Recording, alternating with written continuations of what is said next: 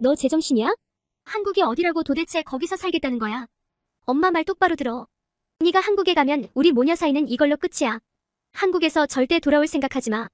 여기 엄마와 딸이 심각한 분위기 속에서 다투고 있습니다. 딸의 한국행 결정에 단단히 화가 난 엄마는 딸에게 험한 말을 쏟아붓기 시작하는데요. 과연 어떤 일이 생긴 것일까요? 영상 시청 전 구독과 좋아요는 영상 제작에 큰 힘이 됩니다.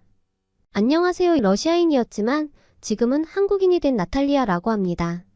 한국에서 산 지는 7년 차에 접어들고 있어요. 저는 우연히 한국에 왔다가 어쩌다 보니 지금 한국인이 되어버렸네요. 평범한 가정에서 자라난 저는 다른 친구들과 비슷하게 고등학교를 졸업하고 대학교 진학을 앞두고 있었습니다.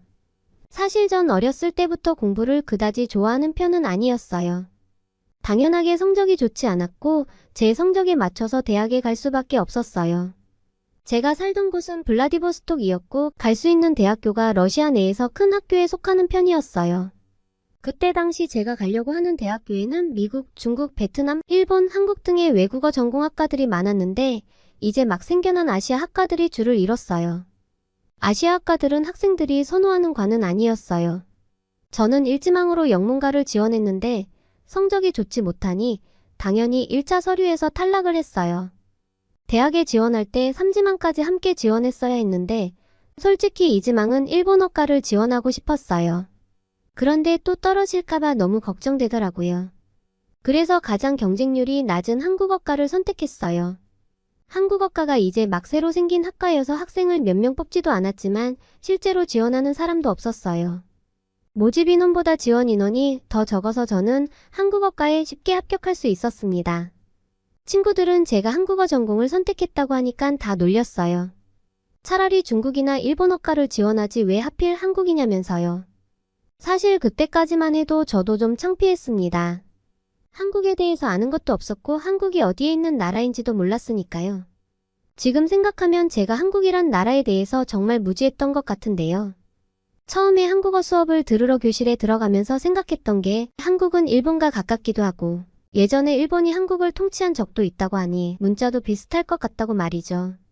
그래서 왠지 한국어는 일본어의 사투리 정도이지 않을까 생각했고 한국어과를 졸업하면 일본에서 사업 정도는 할 수 있겠다는 말도 안 되는 생각을 했었어요.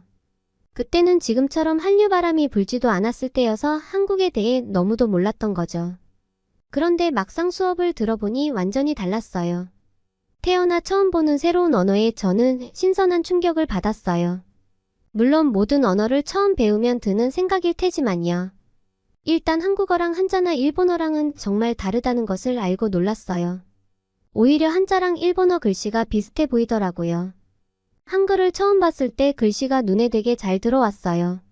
한자나 일본어 같은 경우에는 문자라기보다는 그림을 그려놓은 것 같은 느낌이 들었는데 한글은 사각형 안에 글자가 딱 들어가 있고 단순해 보이더라고요. 그래서 한글이 시각적으로도 눈에 잘 들어왔어요. 게다가 말할 때 발음이 아름다운 느낌이 들어서 계속 말하고 싶은 욕구가 생겼어요. 물론 나중에는 한글 단어를 구분하는 게 어려워서 머리에 쥐도 좀 났지만요. 그래도 한국어는 러시아어에 비해서 쉬운 거라고 생각했어요. 세계에서 가장 어려운 언어 중에 하나가 러시아어라는 거 알고 계신가요? 러시아어에는 격이 6개가 있고 격에 따라서 단어의 형태도 바꿔야 해요. 게다가 단어의 강세를 예측하기가 어려워서 헷갈려하는 사람들이 많거든요.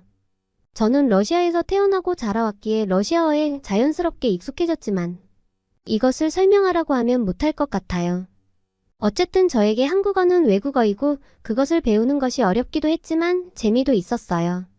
그리고 한국어가 정말로 신기한 게 맞춤법을 엉망으로 쓰고 영어를 섞어서도 알아볼 수 있고 문법을 하나도 안 지켜도 소리만 있으면 알아볼 수 있다는 거예요. 이렇게 위대한 언어는 세계 어디에도 없을 거예요. 저는 한국어의 매력에 푹 빠져 한국어를 열심히 공부했어요.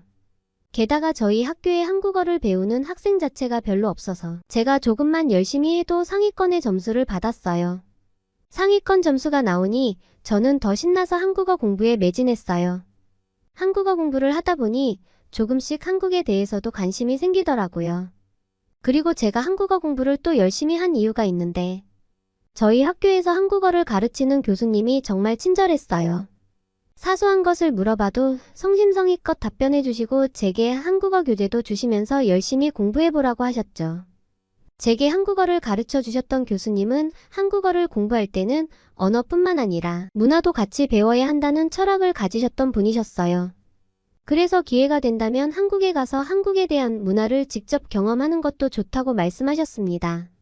그리고 저희 학교에서는 외국어 전공에 대한 특기자를 배출하려고 매년 성적 우수자에 대해서는 각국의 연계 학교로 어학연수까지 보내줬어요. 저도 나름 한국어 공부를 열심히 한 덕분에 한국에 갈 수 있게 되었죠. 그렇게 저의 한국 유학 생활이 시작되었어요. 한국에 와서는 한국인 친구들과 대화하는 시간을 많이 보내다 보니 한국어 실력이 하루가 다르게 늘어갔어요. 처음에는 단어와 문법에서 헤매기도 했지만 친구들과 자연스럽게 소통하면서 새로운 표현들을 배우고 문화적인 배경도 이해하게 되었어요. 덕분에 한국에서의 생활이 풍요로워지고 다양한 경험을 할 수 있게 되었습니다. 게다가 한국에서 살면서 빠른 시스템에 대해 놀란 적이 많았어요. 특히 대중교통 시스템은 정말 빠르고 효율적이었습니다. 지하철과 버스는 정확한 시간표와 정시 운행으로 정말 편리하더라고요. 그리고 모바일 결제 시스템이 매우 발달해 있어서 저는 대부분의 일을 휴대폰으로 간편하게 처리할 수 있었어요. 이런 빠른 시스템 덕분에 일상생활이 매 순간 편리하고 효율적이어서 생활의 질이 높아진 느낌을 받았어요. 한국에서 1년의 유학 생활을 마치고 러시아에 다시 돌아갔고 학교를 졸업하기 위해서 한국어 검정 능력 시험을 쳤어요. 대학 졸업 조건이었는데 제가 점수가 꽤 높게 나왔고 우수한 성적으로 대학을 졸업할 수 있었어요. 졸업을 하고 취업 박람회도 다니고 여기저기 알아보고 있었던 중에 대한민국 영사관에서 연락이 왔어요. 정부 초청 프로그램이 있는데 한국어 검정 능력 시험 성적이 우수한 사람 중에서 한국의 대학원에 갈 수 있게 해주는 프로그램이라고 하더라고요. 너무나 좋은 기회였기에 또다시 한국에 가서 학교를 다녔어요. 공부를 마치고 다시 러시아로 돌아가려고 할 때쯤 한국의 어느 기업에서 스카우트 제의를 받았어요. 통번역을 하는 업무였는데 2년 정도 일을 하니 너무 지치더라고요. 게다가 대학 전공으로 공부하지 못했던 영문학에 대한 아쉬움이 계속 남아있는 상태였어요. 어렸을 때부터 공부에는 취미가 없던 저였는데 어쩌다가 이렇게 공부벌레가 되었는지는 의문이지만요. 어쨌든 일을 하다 보니 공부할 때가 마음이 편한지 계속 하고 싶더라고요. 그래서 저는 한국 회사를 그만두고 학문에 더 정진하기로 마음먹고 미국 대학원에 진학했어요. 드디어 제가 하고 싶었던 영문학 공부를 할 수 있게 되어서 처음엔 너무 기뻤습니다. 그런데 막상 미국에서 살아보니 학교 다니면서 미국에서 사는 게 그렇게 힘들 줄은 몰랐어요. 8개월 정도 살았을까? 모든 게 너무 불편했어요. 미국이란 나라에 여행을 갔을 때는 그저 미국이 좋게만 보였는데 막상 와서 살아보니 일상에서의 미국은 저에게 최악이었습니다. 이를테면 전기세를 내는 것부터가 너무 힘이 들었어요. 한국에서는 납부 방법이 다양해서 1초면 그 일을 끝낼 수 있었는데 미국에서는 전기세 하나 내려면 전화하고 찾아가야 하고 지금 생각해보면 정말 끔찍하네요. 게다가 한 번은 인터넷 요금 때문에 상담원이랑 통화하다가 미쳐버리는 줄 알았던 적도 있었는데요. 미국 전역에는 통신회사만 1200개가 넘어요. 정말 어마어마한 숫자지요. 회사도 많고 서비스도 가격도 다양해서 약정기간이나 초기 설치비 그리고 모뎀 비용 같은 걸 알아봐야 해요. 보통 인터넷 약정기간이 2년인데 약정기간이 끝나면 가격이 오르거든요. 그래서 그 오른 가격이 6개월 단위인지 1년인지 계속 물어보고 따져봐야 해요. 그리고 요금이 너무 심하게 오른다 싶으면 다른 통신회사로 갈아타야 하기도 하고요. 그러다 보니 상담원과 통화해야 할 일이 왕왕 발생하는데 미국에서 전화 상담은 정말 고역입니다. 전화 대기도 오래 걸리고 일단 상담원과 통화하다가 그 상담원이 또 다른 책임자와 통화해야 할 것 같다고 기다려달라고 하더라고요. 그러다 보면 통화 대기 시간은 10분은 기본이었고 결국 기다려서 새로운 상담원과 전화 연결이 되었는데 상황을 처음부터 다시 설명하면서 이야기해야 했어요. 미국 땅이 워낙 넓다 보니 제가 애틀란타에 살아도 연결된 상담원이 워싱턴에 있거나 타주에서 내 전화를 받아 상담하는 경우도 있었어요. 게다가 더욱 미치겠는 건 상담하다가 전화 연결이 끊어질 때가 정말 많아요. 저는 AT&T라는 회사의 인터넷을 사용하고 있고 인터넷 요금 때문에 전화 상담을 하는 중이었어요. 한 40분을 통화하다가 끊어져서 다시 전화했는데 이전에 통화했던 상담원을 아무리 찾으려고 해도 찾을 수가 없더라고요. 상담원의 이름도 잘 기억나지 않았고 새로 걸어서 통화한 상담원 위치가 캐나다라고 하는 거예요. 정말 진이 빠지는 일이었어요. 계약도 이 정도인데 해지 과정은 말 안 해도 예상이 가시죠? 해지한다고 하면 상담원들이 전화를 기본 3번 이상은 돌려서 새로운 상담원에게 같은 말을 몇 번이나 반복했는지 시간이 정말 아까웠습니다. 이러한 일은 사소한 것에 불과하고 제가 미국에서 살면서 겪었던 불편함들을 본격적으로 말한다고 하면 밤을 새야 할지도 모르겠어요. 미국에 살면서 한국이 얼마나 편리하고 살기 좋은 나라였는지 깨닫게 되었죠. 처음에는 새로운 환경에 적응하느라 여러 어려움이 있었고 그 과정에서 한국에서의 생활이 그리운 순간이 많아졌어요. 미국에서의 생활이 만족스럽지 않았던 중 예전에 대학교에서 저를 가르쳐 주셨던 교수님과 연락이 닿게 되었습니다. 그 모습을 보니 마치 예전의 시간이 다시금 떠오르는 듯 했어요. 교수님은 다시 한국에 돌아와서 일을 해보지 않겠냐는 제안을 하셨습니다. 이런 기회가 찾아오다니 뜻밖이라 생각했지만 고민 끝에 새로운 도전을 받아들이기로 했습니다. 한국에 돌아가서 풍부한 문화와 현대적인 편의시설을 즐기며 편안하게 살아가고 싶다는 생각이 들었기 때문이에요. 미국에서의 경험을 통해 깨닫게 된 한국의 매력과 편리함에 대한 감사함을 가지고 한국으로의 귀국을 결정하게 되었답니다. 한국에서의 생활은 꽤 만족스러웠어요.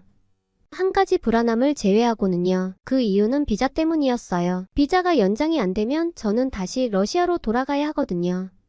비자를 연장하면 할수록 연장 조건이 까다로웠고 어려움을 느꼈어요. 비자를 연장하러 가는 날이면 마음이 힘들었어요. 저는 계속 한국에서 살고 싶었던 마음이 정말 커졌거든요. 그렇다고 영주권을 받는 것도 어려웠어요. 오랜 고심 끝에 전 한국으로 귀화를 결정했습니다. 사실 한국인들은 잘 모르지만 외국인으로서 한국에서 살아가는 게 또 사소하지만 불편한 점들도 있어요. 핸드폰 개통부터 대출까지 제한이 정말 많거든요. 살면서 발생하는 그런 자잘한 문제들이 귀화하는 순간 한꺼번에 해결되는 것들이었어요.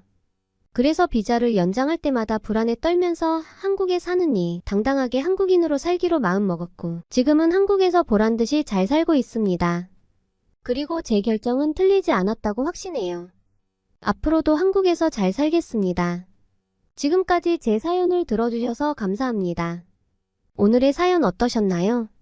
공부에 관심이 없던 나탈리아 씨가 한국어를 배우기 시작하면서 한국에 대해서 알게 되고 한국의 편리한 생활 시스템을 겪다가 미국에서의 생활을 시작하면서 한국이 얼마나 편리하고 살기 좋은 나라였는지 깨닫게 되었네요. 미국에서의 경험을 통해 한국의 매력과 편리함에 대한 감사함을 가지고 한국으로의 귀화를 하였다는 소중한 사연이었습니다.